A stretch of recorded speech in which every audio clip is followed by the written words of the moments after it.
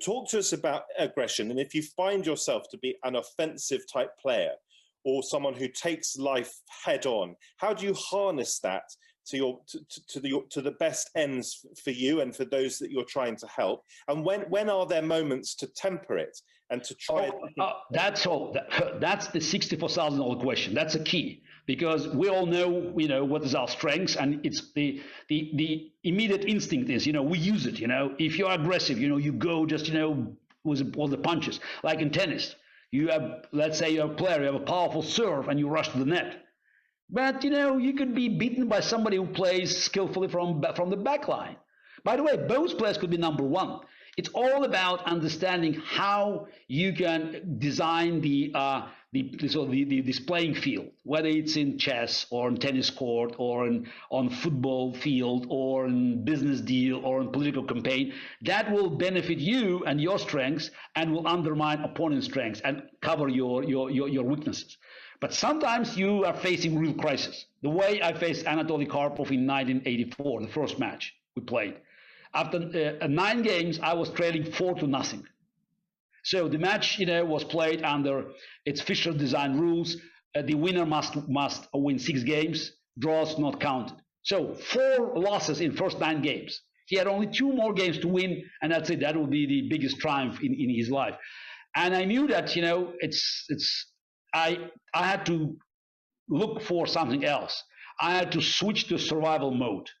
It's no more about tactics, about fancy play. Survive, survive, survive, survive. And I managed to protract the agony, as many thought, but also I could learn. I could recover some of my confidence, regain it. Though I lost game 5 in game 27, it was 5-0. But, then in the next 2.5 months, Karpov couldn't win a single game. So first I won game 32, and then when I won 2 more games, the Soviet authorities got panicked and they closed the match because they saw that I was on the rise and Karpov was very feeble. So it's psychologically he couldn't just believe the fact that I was a different player than the one that he faced 5 months ago when the match started in September 1984. So this match was actually probably the biggest lesson in my life, because I recognize that this is the way to succeed is to realize the limits of your traditional approach and your ability to shift to something else that is we call in chess a demand of the position. So so when you can read it and when you can do it, so you have. Yeah, it's not about having an advantage. It's just you should create situation where your chances to succeed, they dramatically increase. The way you describe it in the book, if you hit a crisis point, and presumably you want us to apply this beyond chess, you hit a crisis point, agility can be more important than consistency. Oh yeah, absolutely. So this is I often quote Darwin, because people got some misunderstanding about the whole theory. Is that this is not about the strongest species that survives, not the smartest, but the most adaptable to change. So that's reading the demand of the time. So the understanding what's happening. So and adjusting.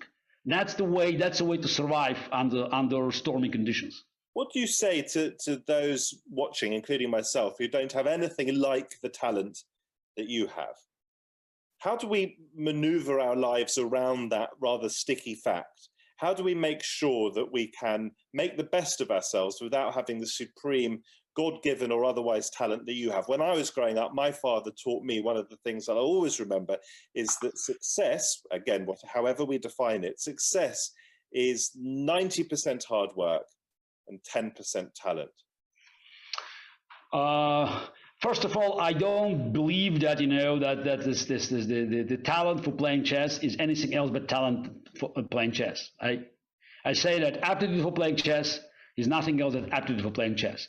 Second, I think the talent exists everywhere. It's about opportunities to discover it on time and then to develop it. And then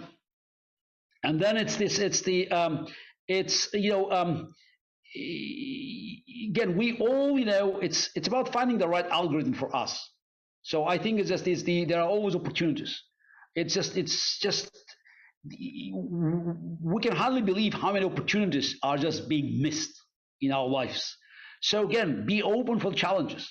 So this is one of my early books was called, I did it in Russian, just in the late 80s, called Unlimited Challenge. So it's this, as long as we are open for challenges, so as long as we want to go up and forward, to improve ourselves, so we're looking for ways to, call it, upgrade our software. Our hardware is there, but to upgrade our software. So I think it's just, the life goes on. So I feel relatively young at age 58 because I just believe that, there's still plenty of things I can learn, even from my kids. So just like, I'm not, ashamed to learn from younger people, because it's a never-ending process. Yeah. And regarding the, talent versus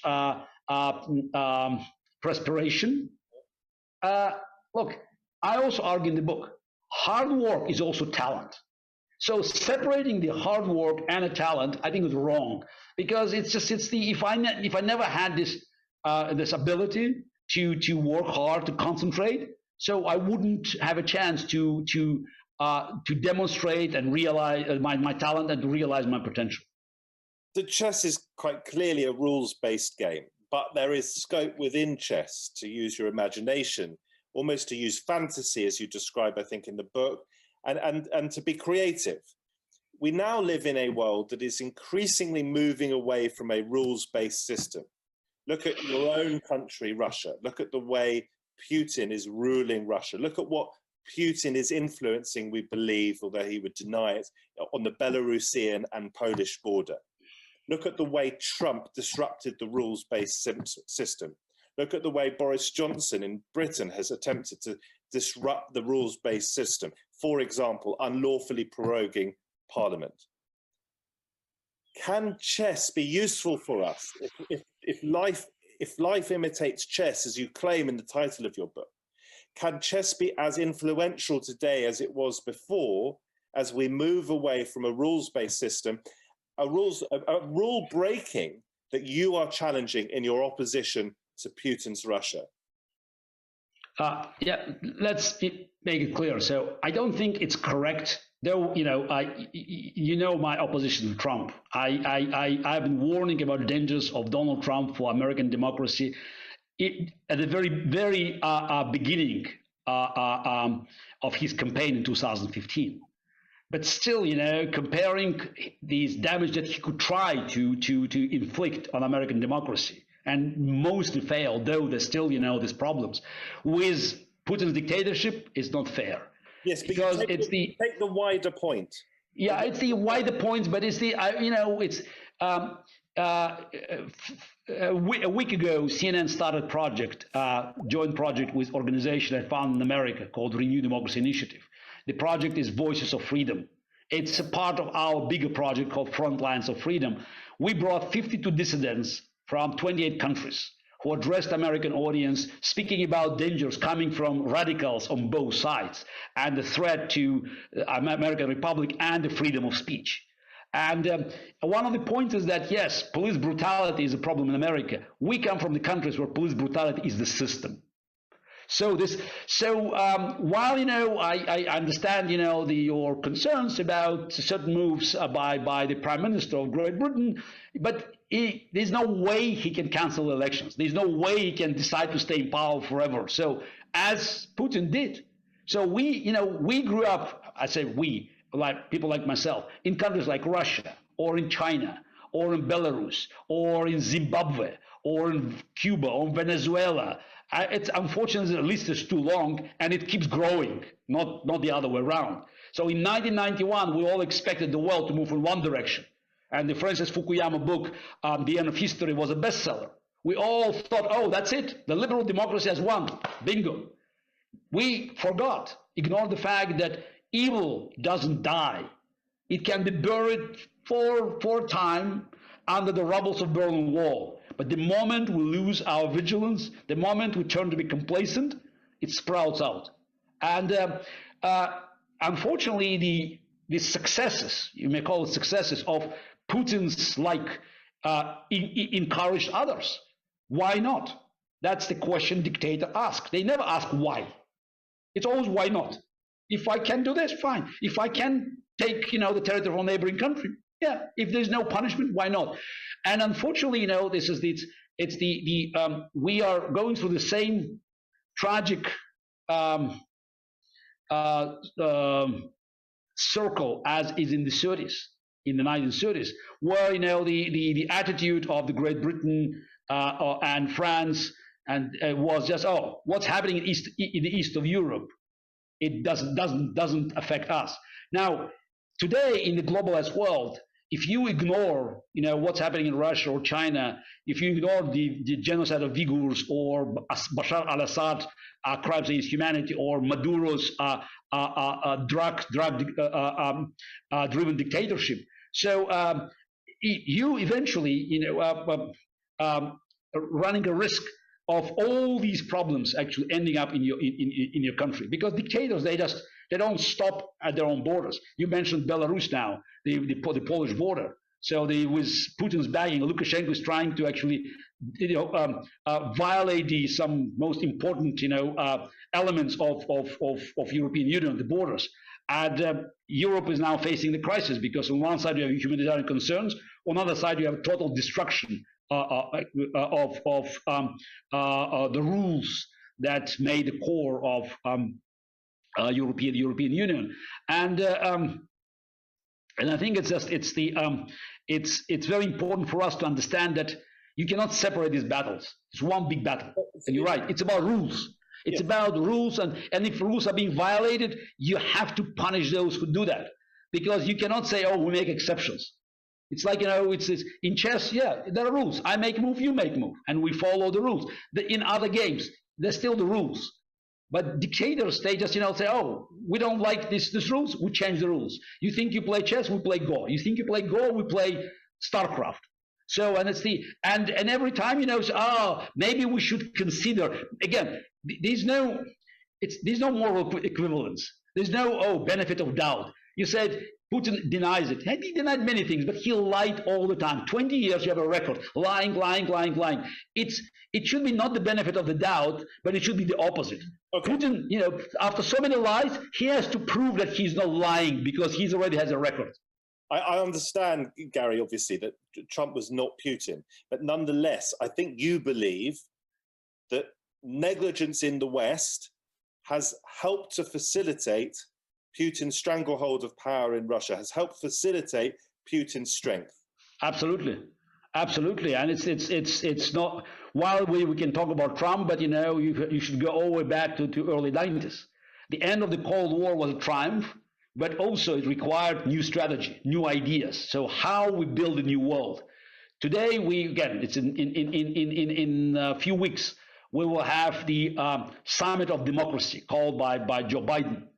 It's a great idea just 30 years later. So because we needed to look for new rules, for new ideas for the world when America was, in charge, when they had to actually lay down the rules for the new world, as not relying on the United Nations, which turned now into the platform for dictators. It's every September week in New York, we have dictators from around the world coming in and bragging about their successes. And failure to actually come up with a new plan ended, with like in chess, you have an initiative, you have to press. You don't press, somebody else takes over, and we saw the rise of Putin, and then Erdogan looked at Putin. Xi Jinping also realized why to rule with Politburo where I could do it on my own. So it seems that it's like a domino effect, but going in the opposite direction. Garry, I want to bring us back to the book and relate again, if we step back from geopolitics and talk about ourselves as individuals and what we can learn from chess. I want to go through some of the issues that you pick up on. So we've just talked about chess being a rules-based system. We talked about the world on a global political level and the challenges that there are to those rules. How do we combine playing within the rules, like you have to do in chess, with innovation, with thinking outside the box? This is a term that we all know and you address in the book. And also standing aside, being exceptional, not accepting the mundane, finding ways that we can be different, finding the ways that we can play to our strengths or see around our weaknesses. Talk to us, in other words, briefly about innovation in the context of rules. Look, I just, in the book I talked about, it's my, the greatest gift I received is my father, giving me the globe when I was 6. And one of the first books he read to me, and actually probably the first serious book I read myself after he died, was the Labor of Magellan, of Stefan Zweig. So I remember us looking at this globe and just, this finding the routes for the explorers, and I was fascinated. And it's somehow, 50 plus years later, it's still sitting in my head, because the world, world is moved by the explorers, and exploration means risk. And I think one of the challenges that we had over the last few decades is that, especially at the end of the Cold War, we wanted to mitigate risk. We wanted to make sure that we control the whole process. So risk should be minimized. But we were not ready to accept the downside of benefits. So that means, you change the algorithm. Of course, you keep printing money, because that's the best way, just to compensate for the lack of risky endeavors that could only build new industries and breakthrough innovations. And I think it's just we entered the world of pandemics just with totally unprepared. So because we had at least 2 decades of neglecting investment in antibiotics and vaccines, because they were just useless. Who needs it, when you can make money on something else, and it's too risky. Vaccine, could offer you some negative effects, and 1% of failure in the pre-pandemic world could mean, the army of lawyers going you and ruining your business. Now, all of a sudden, even 50-50 might be acceptable. Of course, 9-10, you are the hero. So I think, that's what I'm arguing in the book. It's very important for us to regain the spirit of innovation, of pioneers. Yes, it's risky, but, this is the way we move forward. This is a couple of hours early, so I did a presentation for an Israeli company, and I talked to mostly young audience, and I showed 2 slides. It's the 1969, July the 20th, Americans looking in the sky, celebrating the landing on the moon, and 50 years later. So it's the line, they're lining up to buy a new iPhone. Apollo 11 versus iPhone 11. Those are the 2 symbols. So instead of having something breakthrough like Apollo 11, we are now lining up, just for hours to buy a device which is also attentive to one in our pocket. So this is what I feel, it's now it's happening in the world. We just recognize that if we slow down, if we try to mitigate risk, if we try to be too protective, so we'll miss big opportunities offered by us, by intelligent machines and technologies invented and designed, invented and built in the free world. The preparation is really important, and we could have been so much better prepared for the pandemic. We can prepare for everything, or almost everything. I mean, there are obviously unknown unknowns, as Donald Rumsfeld once famously said, but preparation is essential, and it's not entirely distinct from strategy. Now, you say in the book that the question that everybody asks you, which is both an excellent question and an ignorant question, is how many moves you were able to see ahead. You don't have to answer that question. Of course, we're all curious. We'd love to know how many moves you could hold in your head. But talk to us about strategy and the importance of preparation and how those 2 things are linked. Look, I said in the book that it's tactics. It's doing what to do when there is something to do. Strategy is knowing what to do when there's nothing to do. So it's about actually anticipating the effect of your decisions made now. And sometimes you just have to forget about it. It's all about throwing punches. It's about, the street fight. But many more cases, it's about making this and the anticipation and looking forward. And I think this is one of the problems now in the free world. Now we have no strategy. When you look at I can use geopolitical terms. The advantage of the free world, of the democracy, is it can rely on strategy because it has continuity. because you have one administration, one government, one political party, changing another, but they can also operate within the algorithm. So that's, or the system, the strategy designed by Harry S. Truman, the Democrat, in the late 40s, actually helped to win the Cold War with the Republican presidents, Ronald Reagan and Bush 41. Right now, we live in a world where it's all about tactics, and dictators are much stronger in tactics because they don't have to waste time on the parliamentary debate or paying attention to public opinion, press. They can quickly move. So Putin can bribe billions of dollars. He can send troops here and there. And the free world is slow because there's no strategy, and tactically we're always running behind. So strategy is fundamentally important. And I hope now pandemics will force us to think about what we want to achieve in 5 or 10 years. What's the plan? What is the plan for the free world? Because people say, oh, we are not sure that the capitalism and a free market and liberal democracy is an answer. Look at China. Yes, I looked at China. China gave us virus. The free world gave us the vaccine. So that's what I know. But still, we are missing the strategy that could help us to take advantage of this phenomenal creativity and energy of the free world. And unless we do it, so we will be wasting our advantage, and also the world will be not as a bright place as we want. Will you answer my question? Will you humor me and tell me how many moves roughly? Because of course it depends is the answer.